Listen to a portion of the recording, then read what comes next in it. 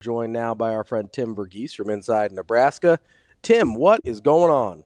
Hey, not too much. Kind of a quiet week, relatively. So, how are y'all doing? I'll say you finally get catch your breath a little bit. A little bit. I think we got to start right where we kind of left off last week. I think with fiscal savvy and still wanting to be a developmental program. NIL, we get it, right? Live and kicking. Did you just get the sense with kind of these late battles that Nebraska just wasn't going to play the outbid game? Yeah, I mean, that's just kind of where they're at right now. And yeah, I mean, I think across the board, you look at the additions they made, you look at some of the recruitments they got involved in through the transfer portal and even late in the recruiting cycle.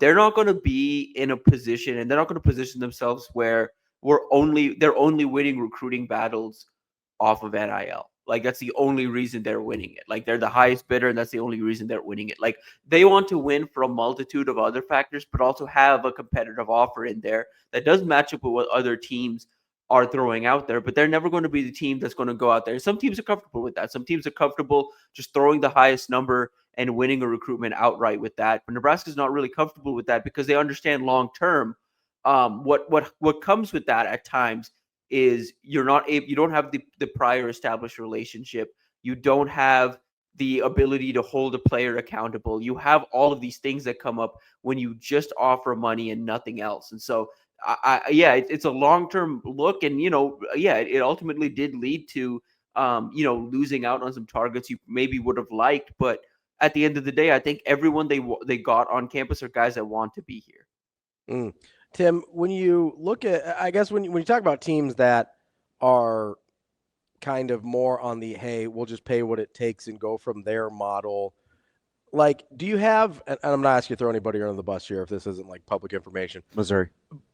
Yeah, like, what are the teams that are doing that? Because I'm curious, like long term, I'd like to see how the results differ, if that makes sense. Yeah, I mean, like, mention Missouri. Missouri's one of them that has been doing this. And, I will say, like, talking to people on Missouri's end, too, they are doing a better job from a staffing standpoint of building relationships and making sure that, hey, we're not just going to be just straight, throwing NIL and we're winning recruitments through NIL. We are going to have that established relationship because they are already starting to see the fallout from that. I mean, Williams and Renari landing at Nebraska and leaving Missouri, part of it was there wasn't really that ability to hold him accountable because they didn't really establish the relationship. And, they kind of just threw a bunch of money at him. Right now, I mean, like, again, Carson Beck entered the transfer portal and within 24 hours was signed to Miami. That wasn't a whole lot of a relationship built in that 24 hours. You know what I mean? So you're seeing it in certain situations. Sometimes it works at the Power 5 level, especially, you're talking about like a Carson Beck. Carson Beck understands what needs to be done in 2025. Carson Beck, I don't think you're going to have any off-field issues with him. You're not going to deal with any lack of accountability because, the pressure's on him as much as it is on Miami here in 2025. He's going to step into a room that, as weird as it sounds, has better weapons. Probably is going to be able to protect him a little better because that Miami offensive line is really good. And they've got more on the way. They claim that they've got elite receiver coming with them here in the spring transfer window. So you're seeing that across the country at the quarterback position, at specific, positions of need, offensive line for one. But I do think you're also seeing on the flip side of it, you are seeing recruits take a strategic approach, transfer portal recruits to their, like, Shy Pete right now. It is somewhat of a bidding war, but that's always going to be the case with a coveted portal offensive tackle target. There always is going to be something of a bidding war there. For a guy like Pete, he's not just like, he's down to now Michigan and Kentucky. It's all going to be an NIL decision when it comes down to it. For him, it's going to be which situation prepares him best for the league, which situation is going to long-term. He's very thoughtful, like being able to gather stuff on him. He's a very thoughtful individual. He's going through this process thinking about what's going to help him in the long run, not just what's going to help him in the short run. But what you're also seeing is guys that are trying to capitalize. Something I've heard in the last couple of weeks, specifically with revenue sharing coming this summer, there's guys that are out there solely looking for that last big bag before revenue sharing kind of takes over. And there isn't this opportunity to kind of throw millions of dollars on the table for kids like they are able to right now. Tim, at least for 1 year, because I think Nebraska is going to recalibrate, especially when they get their numbers back right. And I also agree that it will be a quick stay for some guys that have said yes to Nebraska as like in a tryout basis. Could you see spring if the calendar doesn't help out and things get moved out around for spring ball? Could you see a training camp style for Yeah. at least the next the next year or so? Yeah, I think it's a short-term type solution just because I think once everyone's on this 105 roster limit, I think a lot of this noise and Yeah, like I just said moving out. we got to wait 6 more months. Right, exactly. So it's kind of this moving out and moving in, like this process won't be a long-term effect and won't affect the sport long term. But yeah, in the short term, I think you are going to see at least a temporary like training camp style. I could see them pivoting to that temporarily. But yeah, I kind of wonder how you approach this very unique spring ball because for a team like Nebraska and other teams too, I mean, multiple teams are affected by this. Not only are you dealing with kind of this like tryout type basis, the portal is open in the middle of spring ball. Like it's not at the end of spring ball. You don't get this 2-week period after spring ball. You don't get an opportunity to kind of get guys to try it. Some guys are going to have like a bad week of practice. And I'm not going to say that's going to happen at Nebraska, but some guys are going to have a bad week of practice and suddenly they're in the portal before spring's even over. Like that's just going to be a reality of the situation here in a couple months. TK, do you think they need to, if it kind of turns into this, especially with talking about changing transfer portal windows and things like that, do you think making spring practice sort of a more uniform time is something we'll see, whether it's mandated or it's just a natural kind of reaction to whatever they end up doing with the transfer portal? I think coaches would like that. I think in general, talking to coaches and especially recruiting assistants right now, I think across the board, like uniform schedules would be very, very helpful. I think across the board, I think all of these coaches and staffers would like, hey, I would like, like for example, like they're talking about this new 10-day transfer window. Everyone, from what I've heard, is on board with that, just because it frees up December a good bit to focus on the bowl game and to focus on closing out the recruiting cycle, and it gives guys a little downtime for the holidays, rather than what happened this year, where hey, it's Christmas Day and Nebraska's landing a commit. It's Christmas Eve and coaches are on the phone late at night trying to do their due diligence to make sure that they're in good position to land this kid that's committing in the coming days. Like they don't want to be in that situation anymore, and it put a lot of guys in bad positions. It created a bit of a mess. So from a transfer portal window, from a spring schedule window to a fall camp and beyond window, I think everyone would just like a little uniformity across the board. Oh, that's funny you say that. I just in my head envision guys like Keith Williams and Troy Vincent and Mosey just on the phone all the time at the hotel. It's like it is. You're right, man. I mean, that's about how it went. Like during that Christmas stretch, it was just like it felt never ending with those guys having to pull double duty. Right. And that just can't happen again. I don't think like for the sake of the sport, beyond, what we're talking about, with all of it, like you're going to lose very good staff. You're already seeing some of it, but you're going to lose very good individuals that are in the sport for the right reasons. Because the schedule just isn't sustainable. I mean, you guys are just like, hey, prioritizing family time, prioritizing, that little bit of a work-life balance, being able to have, okay, we just went through the grind of a season. All right, December was typically the time where, okay, we focus on the bowl game. It's a little slower. We close out the recruiting cycle, and then we can kind of take a break in the back end of December. Or at least, we can solely focus on our teams and competing. Now you have to deal with so many other things that, yeah, you're going to lose some people if the schedule doesn't change here soon. Tim, let me ask you, what were your thoughts? Kind of, there was a little shroud, I think, the whole time. Fedoni knew what he wanted to do, but what do you make of kind of the latest news with Fedoni and the NFL? Yeah, it kind of felt like this was trending that way for a bit. Obviously, he had that, that social media post that was somewhat cryptic, but also, in the comments, he's pretty much confirming that he's leaving the program. And so when we got official confirmation, he's moving on to the draft.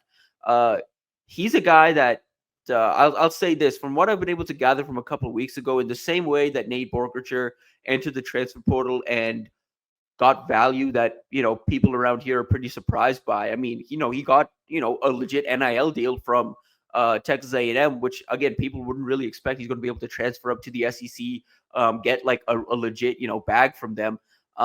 In that same way, I think at the NFL level, this is a draft that is very top heavy in terms of tight ends. You have the Colson Lovelands, Harold Fannons, Mason Taylor, Tyler Warren, so on and so forth. You have 5-6 guys at the top of this draft that are expected to go in the first 2 rounds or so. But after that, it's a steep drop off in terms of talent. I think Thomas Fidone is a guy that a former 5-star, a former elite recruit, former number 1 tight end, is working to get healthy, is healthy, for the first time in a while, has a full healthy offseason. He's a guy that, believe it or not, I know people were skeptical when I posted it yesterday. He's a guy that's going to earn some draft buzz and could potentially sneak into the back end of the draft just because where the tight end position is at the draft. I think there's a need for versatile tight ends right now. There's a need for guys with that frame that can move well the way Fedoni can. And yeah, I mean, there's work, and people recognize he's a work in progress. There's things he needs to work on, but it just takes the right coach thinking he can get his hands on him and fix him. For me to see him being like realistically taken in the 5th, 6th, or 7th round. Tim, how important is the testing going to be for Fedoni to give people some assurances that he's not still hampered by all those injuries he suffered? I think that's really important. I think getting eyes on him, I think, for him, even if it's not the combine, like the pro day, getting eyes on him is going to be really important for a bunch of these teams because they just want to see how he moves in space. That's the biggest thing. How does he move? Does a couple months without, strict football training, without having the brace on, does that get him to be a little more fluid? Is he able to move around a little better? How he turns, how he cuts, all of those things. Yeah, I think it's really, really important for him. There's a couple guys in this class, Tommy Hill as well. I think testing is going to be really important because a lot of teams just want to see where they're at athletically coming off some injuries. TV, when you're taking a look at kind of the staff and how it's been assembled, Nebraska's in kind of a critical phase, right? They're in Owasu. I mean, they're everywhere, right? And so they're a little short staffed.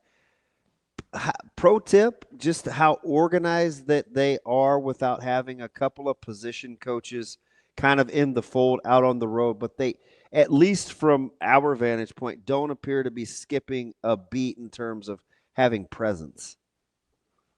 Yeah, I kind of appreciated that, and I think it's what you're seeing is the all hands on deck approach. I mean, like, one, credit to Keith Williams. That guy is everywhere, and I feel like he's involved in every single recruitment. Every single recruit I talk to, there's Keith's involved somewhere, and credit to him. Like, he's doing a ton of work right now. But beyond that, like, Jamar Mosey has his hands in a lot of different, in a lot of different position rooms right now. He's working with the DBs, working with receivers and running backs, and, just going around making offers in general, regardless of position. Addison Williams in the same way. I think Addison Williams having the defensive coordinator experience gives him a little, one, ability, but two, like the know-how and the ability to kind of come in as a newcomer, as a first-year member of the staff and say, hey, you know what? Rob, I know you can't make it down to Florida. I'll go down there. I'll go offer this linebacker and visit with him for you. Or Terry, I know you can't make it down to go see this defensive lineman. I'll go down, make the offer, build a connection. I'll do that for you. Because he has that experience as a defensive coordinator, he has that ability to kind of talk across multiple positions and get his point across and be able to speak for the program across multiple different positions, despite only being the defensive backs coach at Nebraska. And, as of yesterday, seems like Terry Braden is at least making calls. I don't know if he's on the road just yet, but he's at least making calls to recruits. And so that's a big deal. This is the first week we've kind of seen him really start to take an active presence in the recruiting trail. So I'm excited to see how he continues to develop. Beyond that, yeah, I mean, full credit to Keith Williams, like right now, because, yeah, he's the one that's kind of keeping this thing going and making sure that Nebraska isn't really skipping a beat when and I'll say this too, where they do seem to skip a beat, like, for example, communication with Hunter Higgins practically dropped off once Tony White and Terrence Knight left. That didn't feel normal. That doesn't feel like this staff. This staff doesn't just let communication, especially with a priority regional target, just drop off. because a coach left. It's intentional when those things happen. And so that's just, it's worth noting. These, like, if a guy drops off communication because of a staff, like there were a couple guys I talked to too that, hey, Evan Cooper left and there wasn't a whole lot of communication with Nebraska. Suddenly Philip Simpson's back on staff. You get Addison Williams on staff, multiple South Florida guys with South Florida ties. All of a sudden, hey, Nebraska's back in the mix and they're way up there for me again. Like that, you're seeing that happen as well too. Nebraska's very crafty and picky with what they do. Hey, TV, when you're kind of taking a look at, you think Nebraska has earned the benefit of the doubt with hires, even though, because they keep things a lot more quiet than most, right? I think the staff does a really good job of minding their own business and doing their due diligence. We just trust the special teams hires so far. Yeah, I mean, special teams is one we're going to have to see just because, it is a guy that, you're coming off a position group where, it was a guy that Rule trusted for a long time and has had success elsewhere. It just, for whatever reason, didn't click at Nebraska. So I don't think there should be blind trust necessarily, but I do think they're doing their due diligence and going out there and not just making making the offer out to the first guy that wants to be here. I think they're doing their due diligence to find a guy that can change the program. So from special teams down to across other positions, these guys are vetted. These guys are, heralded from Braden to, Addison Williams to, whoever this new special teams coach is going to be. They're all vetted and they all seem, for the most part, as guys that can, improve the program, and they have, somewhere in their resume, there's something in there that gives you a reason to believe they're going to be successful. We're talking with Tim Verghese from Inside Nebraska. Tim, with all the turnover in assistant coaches, I know we talked about Keith Williams and some of the other staffers, but how important is it that some of those guys in, quote unquote, not on field positions, even though we can't really make that distinction anymore, but in non-traditional position coaching positions, how important is it that there's some consistency among those guys where you do kind of have a face to keep with those relationships? Yeah, that's important too because again, for a lot of these younger guys, the relationships are being built with the Troy Vincents, and Chris Coulter's moved on, but like the Chris Coulters of the world, like those early relationships are built with those guys. Keith Williams as well, and that's why Keith kind of is able to maintain a presence with a lot of these guys because he was the first one on a bunch of them. He was the first one communicating with a bunch of them, and so now down the line, you're seeing the 26s kind of step into the spotlight. And, Keith's involved for a big reason. And that reason is because he was the guy that had Nebraska involved pretty early on and has kept Nebraska involved. So beyond Keith, yeah, like Troy Vincent, Avery and a bunch of the like off field, the director of recruiting, on campus recruiting, all of that, having some sustainability there is important for Nebraska. And I think they'd like to keep, a crew or two, if a couple of those people around in those positions for a couple years for that reason. TV, along this cycle for 2025, and listen, Nebraska, you rather win the offseason than lose it. And so, of course, they've garnered a little buzz. It's transfer portal addition, some way too early preseason hype for the Big Ten. And keeping all that in perspective, are there some teams, or is there a team or two that you think could come from off the radar to the good or to the bad that is not going to be who we think they are in 2025? Yeah, I'm trying to think to the good if there's any. I mean, this one's not like, but I do think I've been intrigued with the moves that Texas Tech has made through the transfer portal. I think they've done a lot, and I think they've added key positions, and I think they're in position to potentially make a jump. I think Texas A&M has as well. I think SMU has done a good job so far with just addressing some needs. Yeah, SMU's done some good work, I think. And and quiet as it's kept, they've also they've won some recruitments that people didn't really expect them to. They've kind of thrown some bags around, built the relationships, and done some good stuff there. Another one quietly, I think Utah's done a good job. I think Utah has done a really good job with addressing some of their key needs because they're a program that's eating their chest a little bit, wanting some independence. Like, could Utah function as an independent? I think so. Just because they're a traditional program in the sense that as whoever's whether it's Kyle Whittingham or they've talked about Morgan Scalley being the head coach in waiting. Whoever's there, it's kind of just keeping the train on track. And they're like an old school, like what Nebraska wants to be, where they develop from the trenches. They develop their program up. They land guys at the high school level, develop them into contributing players, and then they supplement the roster with transfer portal additions and older veterans that they can find. And so I think they've done a good job.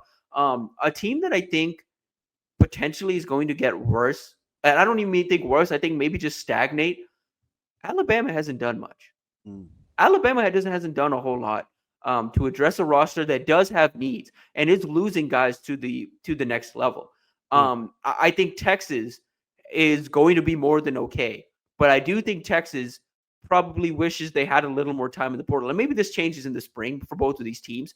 But and even Florida, I'd add Florida into it as well, just because Florida is kind of in a position to make a jump. You have an opportunity with DJ Lagway. They did do a good job through the high school ranks late in the 2025 cycle, but through the portal, I don't think they've done enough necessarily to take the big jump, which, could potentially save Billy Napier's job. I do think they're in position to still win potentially 8-9+ games next year. And I say that for Alabama as well.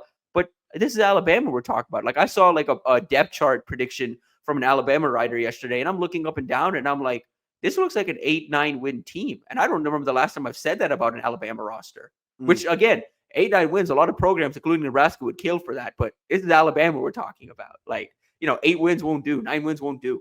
Yeah, I mean, that gets DeBoer fired, right? Like 8 or 9 wins gets him fired. Yeah. Probably. Yeah, year 2. Yeah, probably. Especially if there's not like significant offensive improvement when it's quote unquote his guy taking over there. Let me ask you something, T, about kind of the middle of the pack if Nebraska wants to move in. Right? So I'll give you Wisconsin, Michigan State, Illinois, and Minnesota. Who makes the biggest jump out of those 4? Ooh. Wisconsin, Michigan, Michigan State, Minnesota, and Illinois. I kind of think it's Minnesota because I do think Minnesota's done a good job through the portal as well. And they took some swings. Not bodies, and it doesn't want to pay. He's amazing. Yeah. Yeah. He's done a good job. I think they've done a good job. Minnesota has so far. I'm concerned about Wisconsin. I'll say that. I think Luke Fickell's entering this year on the hot seat. I think that's a team that I don't think is done. I mean, they've made a couple moves. They've done a couple of things, but I don't know if you can say that roster is better than it was a year ago. I don't think you can look at this roster right now and say that. And Michigan State, I'm bullish on Aiden Childs and I'm bullish on Nick Marsh. And I think Jonathan Smith's a good coach. And I think, another year could help them improve. I think they make a jump, but not the biggest jump. I think of the biggest jump, I think Minnesota really legitimately makes a chance and takes a swing at like 10, 11 wins potentially next year. Ooh. That's our guy, Tim Verghese, Inside Nebraska. Tim, we appreciate your time. As always, we'll talk to you again next week. Thanks, Tim. I appreciate y'all.